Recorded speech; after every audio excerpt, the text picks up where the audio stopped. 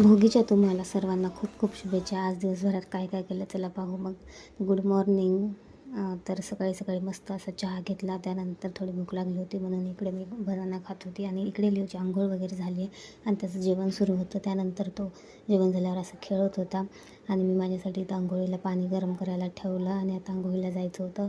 तर हे बघा आंघोळी आधीचा लूक आणि त्यानंतर मग मला आठवलं की बाबा हे तर किती खराब झालं आहे हा ड्रेसिंग टेबल. त्यानंतर लिओ उठला आणि लिओ उठल्यावर मग हा बघा मी कॅमेऱ्यात बघते तर तो पण येऊन बघायला लागला आणि टॉवेल दाखवत होता.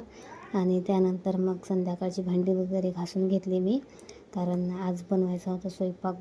भोगीची भाजी बनवायची होती संध्याकाळी. सकाळी मी बनवलेली नव्हती कारण मी एकटीच होती, त्यामुळे सकाळी काही बनवली नाही.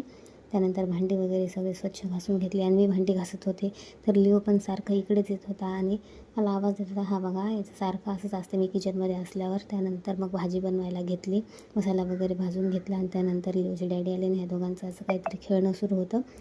त्यानंतर मग आम्ही सगळ्यांनी जेवण केलं. मस्त अशा भाकरी बनवलेल्या तिळ लावून बाजरीच्या आणि आम्हाला जायचं होतं बाहेर. तर लिओ बघा इकडे असं तयार होऊन बसलेला बाहेर जाण्यासाठी. मग आम्ही बाहेर गेलो आणि हे बघा लिओचं बाहेर गेलं की असं काहीतरी सुरू असतं, सारखं त्याला रस्त्याने पळायचं असतं. मग बाहेर गेलो आणि थोडंसं सामान वगैरे घेतलं आणि मग येताना शेवपुरी पार्सल घेऊन आले आणि घरी आल्यावर मस्त अशी शेवपुरी खाल्ली.